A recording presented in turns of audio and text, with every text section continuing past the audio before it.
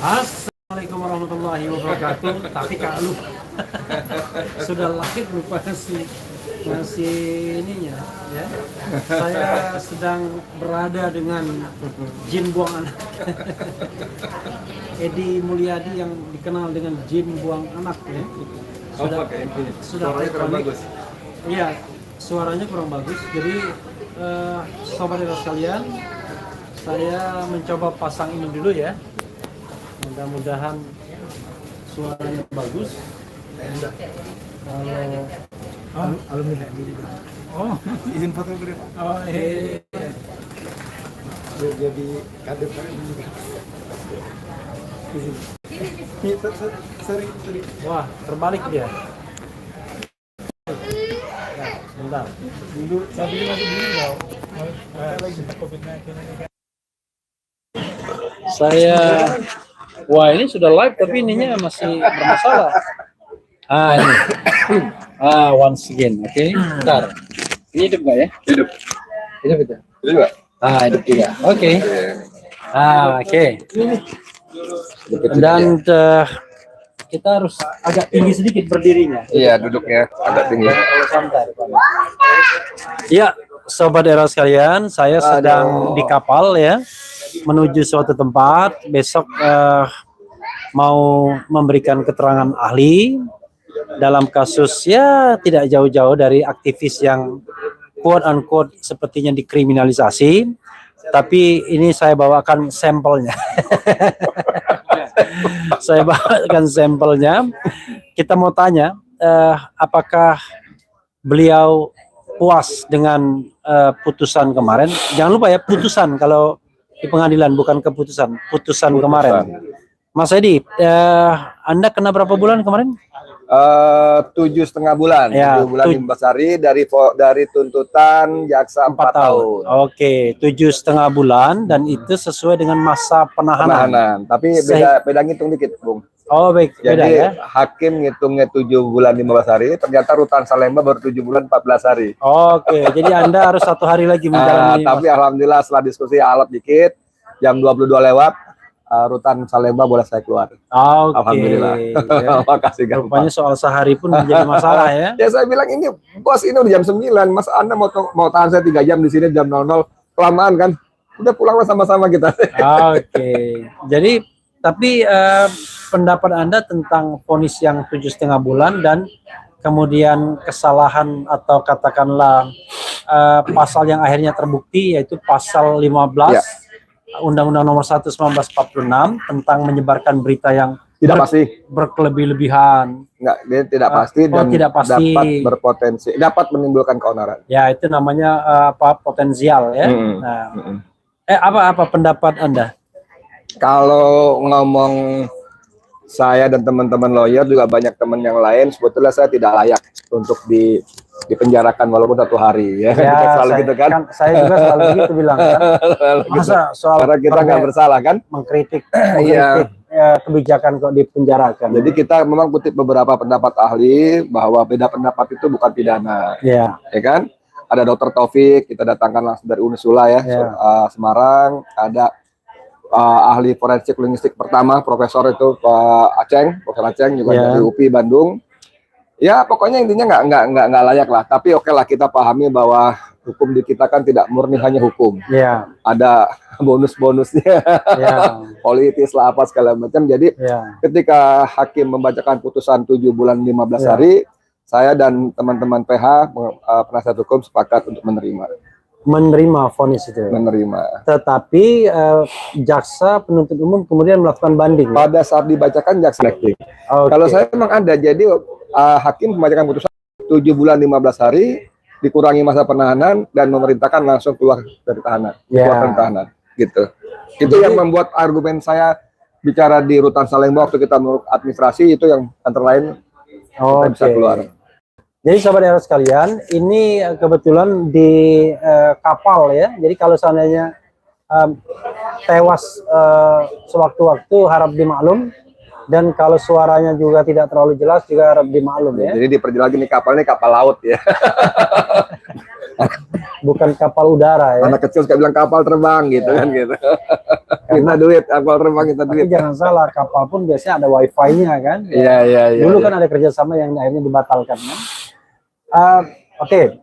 Dan akhirnya kan yang dikenakan adalah pasal 15 ya, berita yang menyebar berita tidak pasti yang dapat menimbulkan keonaran. Jadi pasal 14 ayat 1 ayat 2 tuntutan subsidiar jadi 1 dan 2 itu tidak terbukti. Nah, pasal 15 ini terbukti. Tapi saya dan teman-teman PH mengatakan ini tanda kutip ya, semacam kompromi aja hakim. Gitu loh. Karena jadi dia nggak mungkin membebaskan kita kan. Gitu. Karena kalau membebaskan, maka yang dibebaskan menuntut ganti rugi sudah. Saya mau minta 2 triliun. Karena 7,5 bulan sudah di penjara di Bui kan. Dan memang ketika hakim menuntut 4 tahun itu menggunakan pasal 14 ayat 1 pastinya. Jaksa, kan? JPU. Jaksa menggunakan pasal 14 ayat 1 pastinya kan. Karena itu 10 tahun ya kan. Jadi ada 6 pasal Bung Refli yang dituntutkan kepada saya. Pasal apa aja? Aduh, saya hafal. Tapi undang-undangnya aja. Oh iya itu.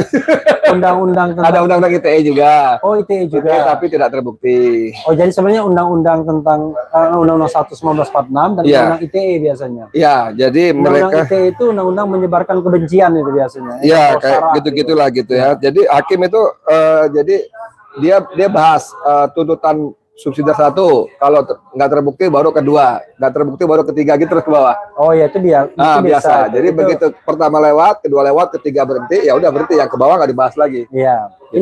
Ini berhenti yang ketiga ya? Yang ketiga. Oke. Iya. Karena biasa ya. Suara sudah jelas Bung RH. Alhamdulillah Kang Edi luar biasa ya. Kita monitor 0%. aja 0%. Dan hari ini anak saya ulang tahun ya. Mabruk, Alfa Mabruk. Naufal Fikri ya, akun Naufal ya. Bagaimana tanggapannya dengan banding jaksa? Karena ternyata jin buang anak masih kencang juga saya lihat di apa istilahnya pamfletnya itu. Apa nggak khawatir, Bung Edi? Ya kita kan tahu hukum ini kan tidak hanya soal kepastian hukum ya, certainty-nya, tetapi juga ketidakpastiannya justru yang paling yang paling kadang-kadang kita membuat repot ya. Ya, memang begini, kata teman-teman PH saya bahwa itu semacam SOP lah. Kalau vonis di bawah 2/3 tuntutan jaksa, mereka biasanya banding, kan SOP lah. Kemudian tentang meme atau pamflet itu ya, saya pikir itu bagian dari cara kita berjuang lah. Ya. Kan kita mesti yang kita punya karena kan suara aja. Suara itu dalam arti bunyi ya. Berisik, bising. Kalau kita nggak bising, nggak bunyi, nggak berisik, ya udahlah. Mereka semakin berjaya. Bahwa itu nanti akan mempengaruhi segala macam ya kita serahkan pada Allah lah. Tapi kalau kita main dengan koridor-koridor yang tidak membuka peluang untuk jadi barang baru. Jadi ketika live ini, sobat era sekalian, saya sedang di depan istrinya yang ketar-ketir. Apa boleh buat katanya. Keluarga saya ngomelin semua. Sepertinya suami saya nggak bisa direm ini kayaknya katanya. Anak saya, istri saya katanya betul. Bilang betul lagi. Betul ya. Iya. Memang itu resikonya ya. Tapi kok menyedihkan sekali ya menjadi warga negara Indonesia hanya untuk bersuara saja kok harus punya resiko di kerangkeng ya. Saya bingung ini negara demokrasi atau negara demokrasi ya? Demokrasi, yang demo dikerasi gitu. Begitu ya. Tapi soal bersuara bicara ini kan menarik. Dulu waktu kita punya anak bayi, kita ajarin bicara bersuara gitu kan. Begitu gede berbicara bersuara ditangkap. Jadi nggak usah kita ajarin bersuara, nggak juga kan? Nggak juga dong. Karena itu kan menghalangi kodrat manusia kan. Jadi dalam dakwaan jaksa itu menampilkan bukan cuma video saya yang tempat jin buang anak. Ada total 6 video. Salah satu video saya berjudul Indonesia dijarah, rakyat dipaksa pasrah, bersuara, risiko di penjara. Nah, judul itu adalah judul ketika saya bicara di Solo, di Solo, tanggal 31 atau Desember atau 1 Januari lah, saya lupa. Nah, jaksa persoalkan itu sebagai bagian dari kabar bohong. Lalu tiba-tiba anak saya mengingetin, loh ini kan habis sekarang ditahan gara-gara bersuara, bohongnya di mana? Jadi itu saya masukkan dalam pledoi saya. Oke. Dan saya faktanya karena saya tidak mau pasrah, saya berbicara ternyata saya di penjara. Jadi bohongnya di mana? Ini kan fakta kasus. Jadi saya sudah membayangkan ya nanti kalau dicari 5.000 konten. Saya baru 800-an. Jadi Allahu Akbar ya. Kalau memang kekuasaan ingin memenjarakan orang-orang yang bersuara, wah gawat, bisa mundur 1 abad kita ya sebagai sebuah negara. Sebagai orang beriman, orang muslim, kita percaya Al-Quran bahwa kalau bahasa kita tidak ada pesta yang tidak selesai. Gimana Bang Dolo ayatnya di Ali Imran? Wa ayyamun nudawiluha bainan nas. Dan kami akan pergilirkan masa kejayaan di antara sesama manusia. Iya, tapi katanya pergiliran itu 100 tahun. Oh enggak, harus. Setiap 100 tahun akan dibangkitkan katanya. Oh itu ya, kalau setiap 100 tahun ada mujtahid, para pembaru ya. Tapi kalau pergiliran enggak nunggu 100 tahun. Ya. 2 periode kebelamaan juga. Tapi enggak juga, karena kekuasaan Romawi itu 1.500 tahun ya. Kekuasaan Bani Umayyah ya minimal 700 tahun ya. 700 tahun ya kan. Tergantung kebutuhan lah. Jadi apa yang Anda rasakan ketika sempat nyantri selama 7,5 bulan itu? Wah, itu banyak pelajaran bagus ya. Pelajaran pertama yang saya rasakan adalah saya haru sekali karena saya diproses dari pagi sampai jam asar sebagai saksi. Lalu selesai, saya pikir saya pulang. Ternyata habis maghrib mulai lagi. Karena habis asar itu saya disodori surat, judulnya surat status menjadi terdakwa. Saya tanda tangan. Lalu lagi surat penangkapan. Saya bilang, kok ditangkap kan saya datang. Kalau saya keluyuran kemana, Anda datang nyerbu saya tangkap. Kenapa ini istilah SOP-nya mestinya gitu penangkapan. Oke, saya tanda tangan. Lagi surat penahanan. Loh, saya ditahan nih. Iya Pak, kalau ditangkap ditahan Pak. Gitu. Nah, habis maghrib mau BAP lagi.